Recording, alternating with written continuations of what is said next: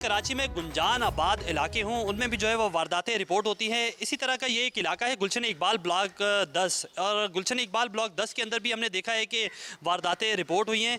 काफ़ी कंजस्टेड ये एक गली है और रिहायशी गली है। इसके बावजूद इस गली के अंदर से एक मोटरसाइकिल जो है वो चोरी हुई और उसके बाद से अब तक कोई उसके मुलजमान जो हैं वो नहीं पकड़े गए हैं। हमारे साथ विक्टिम मौजूद हैं, उनसे भी जानते हैं। अस्सलाम वालेकुम, क्या नाम है आपका? मतीउर रहमान। मती, कैसे ये वाक़या पूरा रिपोर्ट हुआ, थोड़ा सा हमें बताओगे पहले? मैं घर से बाहर निकल रहा था, किसी काम से जा रहा था। मैंने बाइक निकाल के बाहर खड़ी करी है, गेट लॉक करा है, पीछे से 125 पर आए। 3 लोग थे, 2 के पास सामान था, उन लोगों ने क्या नाम है वो करा। मैंने थोड़ा सा रजिस्ट करा, उसके बाद फिर दे दी अपनी बाइक। ठीक है। अच्छा, बाइक आपकी चली गई, उसके बाद आपने पुलिस से रब्ता किया, पुलिस का कैसा रिस्पांस था? पुलिस का फर्स्ट उस पर तो उनका कोई ऐसा ख़ास रिस्पॉन्स नहीं था। उन्होंने कहा हम लिख के दे देते हैं, ये कर देते हैं। वह पेपर पे लिख के दे दिया, एक नॉर्मल पेपर पे।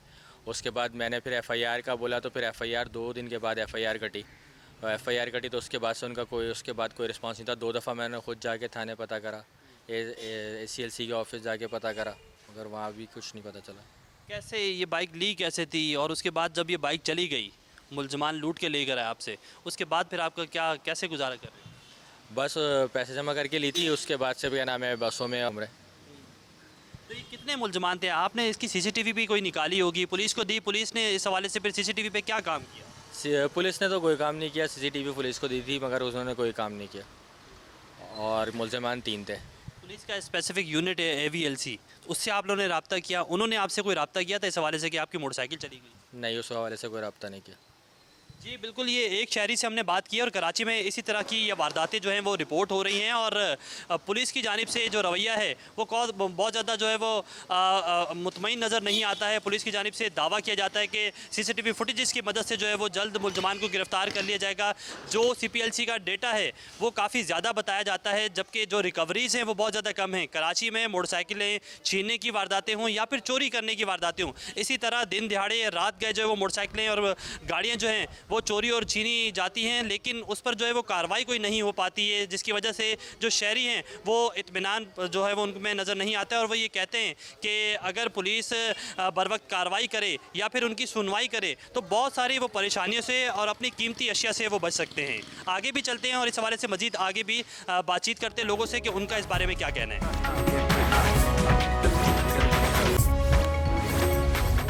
Anti vehicle lifting cell AVLC के दफ्तर के बाहर इस वक्त हम मौजूद हैं और यहाँ आपको बताएंगे कि कराची में जो वो मोटरसाइकिलें और गाड़ियाँ छीनी और चोरी की जाती हैं उनके मुलजमान को गिरफ्तार किया गया है। वो गैंग्स कराची में कैसे ऑपरेट करते थे, इस हवाले से जानने के लिए हम यहाँ पहुँचे हैं। अंदर चलते हैं, अंदर जाकर आपको बताते हैं कि ये गैंग कैसे काम करते थे और ये कराची में कैसे मुनज़्ज़म थे और पुलिस की जानिब से कैसे इनको गिरफ्तार किया गया है। आइए हमारे साथ।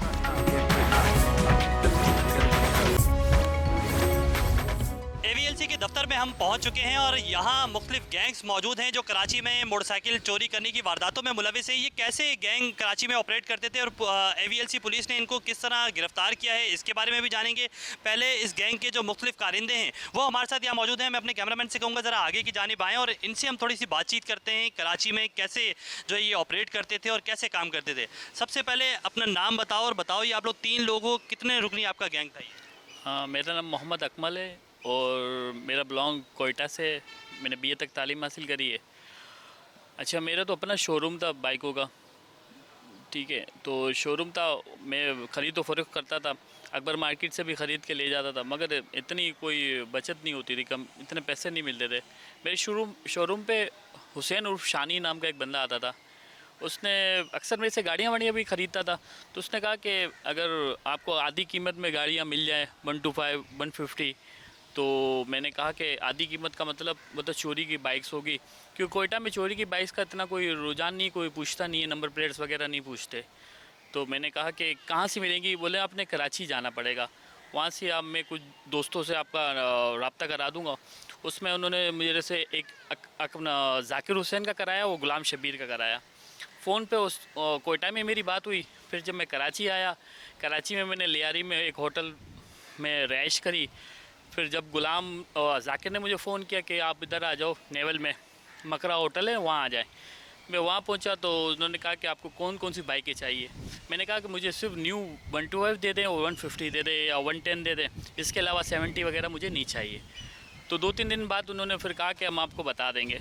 फिर उन्होंने मुझे कॉल करी कि भाई 2 125 है और एक 150 है आई हुई है, तो आप आ जाएं। तो मैंने कहा कि भाई पेमेंट का क्या शेड्यूल होगा। उन्होंने कहा कि ऑनलाइन पेमेंट होगी। मैंने कहा ठीक है। फिर उन्होंने मुझे अपनी व्हाट्सएप पे मुझे बाइकों की तस्वीरें भेजी। फिर मैं नेवल गया, वहाँ से बाइकें। ये तमाम तर काम ऑनलाइन आप लोग एक दूसरे से बात भी करते थे और उसके बाद जो ट्रांजैक्शन थी वो भी क्या ऑनलाइन होती थी? ऑनलाइन तकरीबन हम लोग कैश पे कोई काम नहीं करते, तकरीबन ऑनलाइन काम करते थे। हमारी तस्वीरें भी फेसबुक पे बता देते थे, व्हाट्सएप पे आ जाती थी तस्वीरें। वो गाड़ियाँ देखते थे, कुछ कंडीशन बहुत अच्छी होती थी तो ओके कर देते थे। फिर उसकी प्राइस उधर ही व्हाट्सएप पे आ जाते थे। फिर हम लोग गाड़ी खरीदने के फ़ौरन बाद हम लोग है ना ट्रांसफ़र कर देते थे।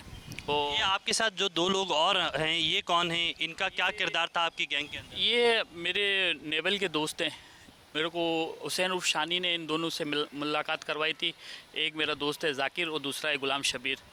ये मेरे को गाड़ियाँ मेरे को डिलीवरी करते थे, क्योंकि ये मुख्तलिफ इलाकों से गाड़ियाँ छीनते थे और फिर ये मुझे गाड़ी देते थे। तकरीबन अगर 150 है तो आपको पता है 150 3.5-4 लाख रुपए की गाड़ी है, तो वो मुझे मिल जाती थी 70,000 80,000 रुपये में। फिर मैं कुछ गाड़ियाँ तो अकबर मार्केट से ख़रीद कर, कुछ उसमें से जो 2 नंबर गाड़ियाँ करके फिर मैं इनको ना बिल्टी के ज़रिए बेच देता था। कुछ बिल्टी के ज़रिए बेचता था, कुछ को मैं कोयटा वो गाड़ियाँ अकबर मार्केट से आप खरीदते थे उसको 2 नंबर कैसे करके आप भेजे थे? कोई पूछता नहीं था आपसे इन चीज़ों? नहीं, देखें 4-5 गाड़ियाँ है ना जो ओरिजिनल होती थी ना, उसमें 4-5 गाड़ियाँ 2 नंबर चोरी की गाड़ियाँ होती थी। तो फिर 2-3 गाड़ियाँ खाली देख लेते थे। बाकी हमारे जो डिलीवरी यहाँ से लेके जाते थे गाड़ियाँ, उनको भी पता था कि चोरी की गाड़ियाँ जा रही है। हालांकि सबको पता है कि गाड़ियाँ यहाँ से कराची कोयटा जा रही है, चोरी की गाड़ियाँ जा रही हैं। बिल्कुल, ये एक गैंग हमारे साथ मौजूद है, लेकिन इसके साथ साथ हम आपको एक बड़ी इंटरेस्टिंग स्टोरी भी बताते हैं कि एक फूड डिलीवरी बॉय जो है वो भी यहाँ मौजूद है। वो किस तरह वारदातें करता था उसकी ज़बानी जानते हैं। क्या नाम है तुम्हारा और ये कैसे तुम वारदातें करते थे और कैसे इस फील्ड में आए तुम? सर मेरा नाम नवीद ख़ान है, वालिद का नाम मोहम्मद इब्राहिम है। सर मैं में काम करता था, लेकिन सर घर के हालात जो है ना अच्छे नहीं थे, तो सर जिसकी वजह से जो है ना मुझे इस तरफ आना पड़ा। तो सर जब भी कोई डिलीवरी के लिए जाता था मैं, तो वहाँ पे डिलीवरी देने के बाद मैं वहाँ पे देखता था, कोई भी अच्छी गाड़ी देखता था कंडीशन में, तो 70, क्योंकि 70 का लाक जो है ना इजी से सर खुल जाता है। तो सर वो फिर मैं खोल के लाक को तोड़ के उसको ले के जाके तो कुछ दिन अपने इस्तेमाल में रख के फिर उसको मैं आगे बेचता था। तो सर इस तरह जो है ना, इससे पहले भी मैंने बहुत सारी वारदातें की है और मैं तकरीबन 6 से 7 बार पहले भी हुआ हूँ बंद, कलाकोट में हुआ हूँ। मोटरसाइकिल तुम किसी भी जब डिलीवरी देने जाते थे वहाँ से लेते थे, लेने के बाद उसको अपने इस्तेमाल में भी खौफ नहीं आता था? जब अपने इस्तेमाल में यूज़ कर भी लेते थे उसके बाद उसको सेल आउट कैसे करते थे? वो लोग तुम्हारे पास कहाँ से आए? जी सर, वो 1-2 दोस्त थे मेरे, उनके साथ राब्ते में था मैं, तो वो भी मुझे जो है ना बाहर ही मिले थे। तो सर फर्स्ट टाइम जब मुझे पकड़ा था तो मैं जेल गया, तो मैं जब वापस आया तो ये है कि मेरे जो है ना दिल के अंदर डर था वो ख़त्म हो गया। तो उसके बाद फिर जो है ना फिर मैं ये वारदातें करने लग गया, क्योंकि सर मुझे जो है ना पैसे चाहिए थे, घर के हालात थे ऐसे, तो जो है ना तो मजबूरी। ये पहली बार तो तुम मुकदमे के अंदर बंद नहीं हुए हो, इससे पहले भी तुम हो चुके हो, तो पहले भी मुकदमा तुम पर, वो किस नौयत के मुकदमा थे? ये भी यही था सर, बाइक में जो है ना चोरी करके चला के बेचता था, बस यही काम था सर। तो इसका मतलब है अब दोबारा तुम जेल जाओगे, दोबारा यही काम करोगे? नहीं सर, बस इसके बाद तौबा है सर। तो इससे पहले भी कितने मुकदमा तुम्हारे ऊपर? 6 से 7 मुकदमा पहले भी हैं तुम्हारे ऊपर? जी सर, 6 से 7 हैं।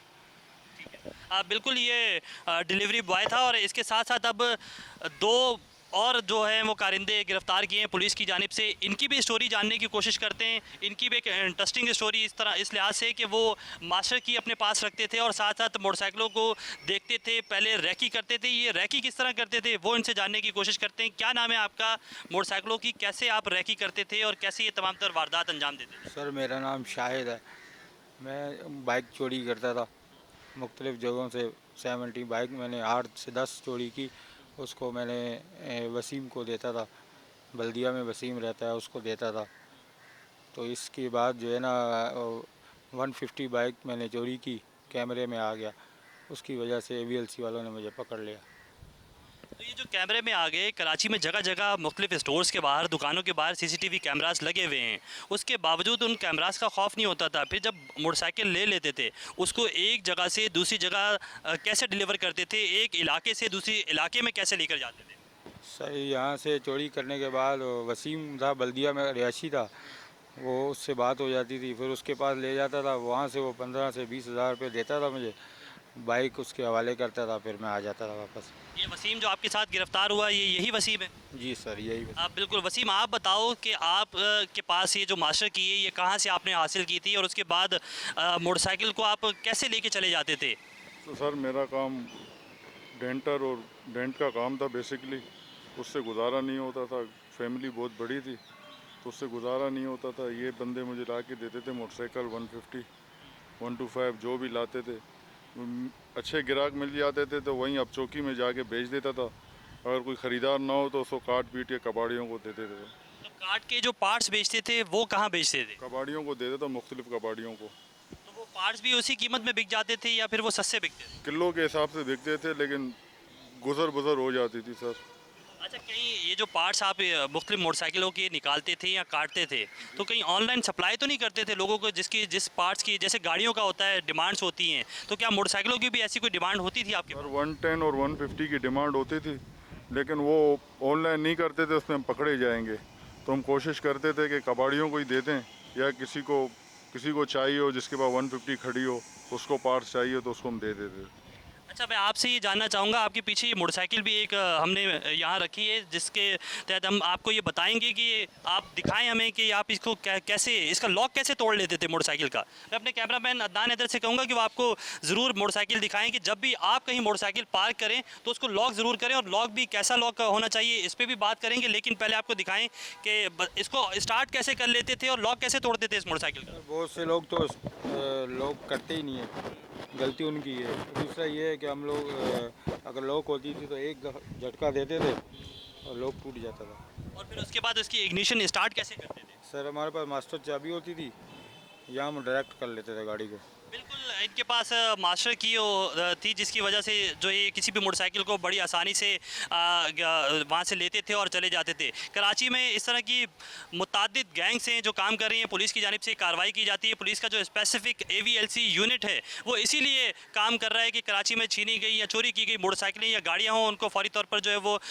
लिया जाए और लेने के बाद मालकान तक पहुँचाया जाए। ये तमाम तर सूरत हाल है। इन मुलजमान से भी हमने बात की, जबकि जो गाड़ियाँ शहर के अंदर चोरी हो रही हैं उन मुलजमान से भी हमने जानने की कोशिश की है वो गाड़ियाँ शहर से जो चोरी होती हैं वो उनको कहाँ लेके जाती हैं। ये तमाम तर सूरत हाल है। इससे आगे भी आपको आगाह करेंगे कि लोग कैसे अपनी गाड़ियों से और अपनी चीज़ों से कैसे महफूज रह सकते हैं कि वो उनकी गाड़ियाँ कोई चोरी ना कर सके या कोई उनसे छीन ना सके, तो इसके लिए भी हम जानने की कोशिश करेंगे। अच्छा जी, AVLC इंचार्ज चौधरी आरिफ हमारे साथ मौजूद हैं, उनसे तफसीलात जानते हैं। इन गैंग्स को आपने कैसे पकड़ा और क्या मैसेज कन्वे करना चाहेंगे? शहर में इस तरह की वारदातें बहुत ज़्यादा हो रही हैं, फिगर्स बहुत ज़्यादा आ रहे हैं मोटरसाइकिलें, और उनकी रिकवरीज बहुत ज़्यादा कम है, इसकी क्या वजह समझते हैं आप?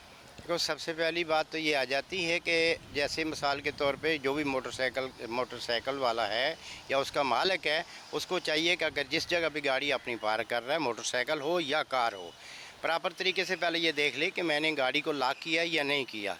अगर वो लॉक उसको प्रॉपर तरीके से देख लेगा, वह मैंने लॉक किया है, उसके बाद उसका काम है जाना। दूसरे नंबर पे अगर उसकी गाड़ी थेफ्ट हो जाती है तो उसका काम ये है कि फ़ौरन जाके थाने के अंदर अपना एंट्री करवाए, ताकि वो CPLC के अंदर फ़ौरन जो है कंट्रोल पे मैसेज चल जाएगा। गाड़ी किसी भी जगह, अगर मोटरसाइकिल है या कार है, किसी भी जगह अगर जा रही है तो पुलिस जिस जगह भी उसको चेक करेगी तो वो गाड़ी उसकी, वो मुलज़म भी पकड़ा जाएगा और गाड़ी भी उसकी रिकवर हो जाएगी। अच्छा, शहरियों की जानिब से आप उनको मैसेज भी कन्वे कर रहे हैं, उनकी जानिब से कहा जाता है कि अगर हम ट्रैकर कंपनी से ट्रैकर भी लगवाया होता है, बाज़ औक़ात वो ट्रैकर को भी हैक कर लेते हैं, उसको जो है वो जैमर्स लगा देते हैं, तो क्या ऐसी भी कोई सूरत हाल है? शहरियों को कोई अच्छी ट्रैकर कंपनी का आप तजवीज़ करेंगे कि उसका ट्रैकर लगाएं, क्या ये मामला है?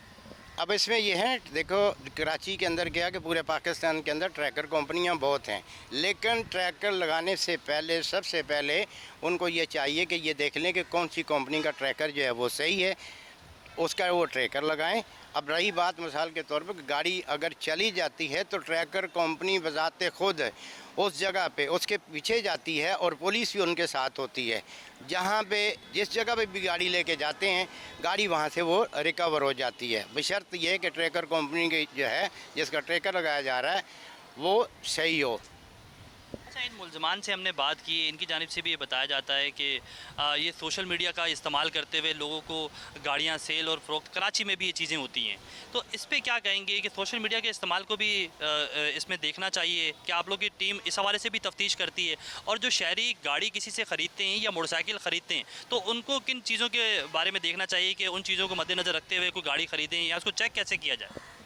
उसके अंदर ये है कि आज तक सबसे ज़्यादा जो है ना सोशल मीडिया के अंदर आ जाती है, ये कार है जी, ये अच्छी कार है, इतने इस मॉडल की गाड़ी है और इतने में आपको मिल जाएगी।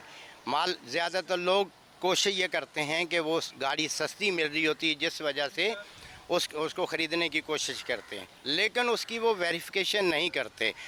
इनको चाहिए जे कि जैसे गाड़ी अपना ऑनलाइन ले रहे हैं तो उसका कोई डॉक्यूमेंट लें, सबसे पहले CPLC से उसको क्लियर करें, उसका engine number, chassis number, registration number, जब वो क्लियर कर लेंगे तो वो उनको नुकसान नहीं होगा। ठीक हो गया। अच्छा, ये CPLC के अलावा AVLC के पास भी कोई ऐसा तरीक़ेकार है जिससे वो गाड़ी चेक कर लेते हैं? CPLC के पास भी है और AVLC के पास भी हमारी बाकायदा ऐप है जिसके अंदर हम फ़ौरन चेक कर लेते हैं, उसके engine number, chassis number, registration number से उसको चेक कर लेते हैं कि गाड़ी बिल्कुल क्लियर है।